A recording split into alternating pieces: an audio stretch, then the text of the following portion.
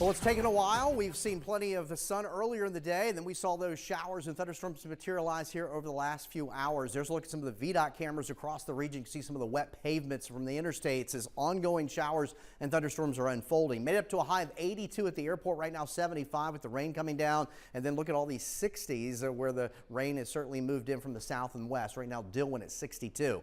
For the next few hours, still that severe risk, although right now it's mainly along and east of Route 29. And you can see this line as it continues to queue up here, and we'll zoom in a little closer. Some of the activity, here we are right around in and around Charlottesville, out toward Avon Street Extended, 5th Street, out toward Pantops, Overton area, out toward Monticello, all lifting off to the north and east. Some of these rainfall rates are greater than 3/4 of an inch per hour. This is likely producing some small hail. This is in the western Buckingham County area, north of Mount Rush and up toward Cam. The track on this off to the northeast is going to impact areas such as Centenary and Arvonia, working up toward the Fork Union area of southern Fluvanna County. That is a strengthening storm along this entire line. And then you can see some lightning strikes here in the Standardsville area, and that lifting off into Madison. Some heavier downpours that are ongoing will widen out the view once again. And basically now that severe threat is near and east of the 29 corridor.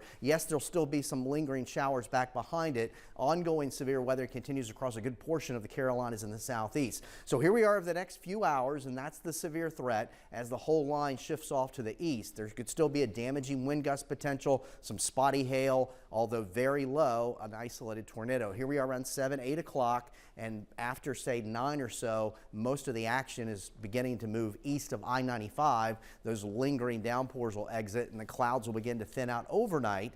Temperatures will cool back down into the 40s after a day that featured numbers in the upper 70s and low 80s. So here we are for the overnight with those numbers in the 40s. Tomorrow afternoon is a cooler day, but more seasonable for the first day of April with numbers pretty much in the low and mid 60s. We'll hold on to those numbers here for Wednesday, but likely a little bit more cloud cover.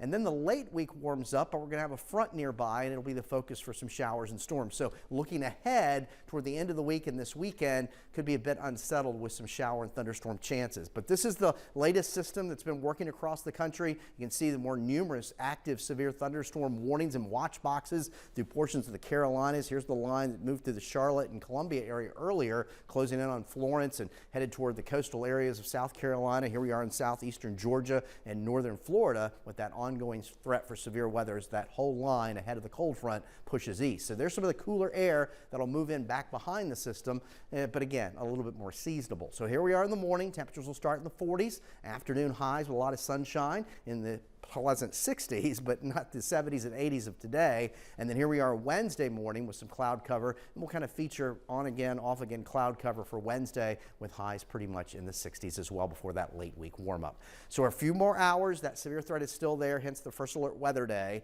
And say after 9 o'clock or so, we'll start to see things improve. There could still be a few lingering showers before we clear out. Temperatures in the 40s. There's a look at the Michael and Son 7-day forecast as we get ready to welcome April. A little bit more unsettled by the end of the week, but temperatures warming back up again. And again, we certainly need the rain. We're finishing this as either our 3rd or 4th driest March. There's additional rain falling right now that'll go down in the books for today, but it's been a dry month, so we need April showers ahead. Well, thank you so much, Eric, and hopefully, hail does not sound like fun. I'm glad I'm dodging. Those are all threats with spring storms, certainly. None of that. We don't want that.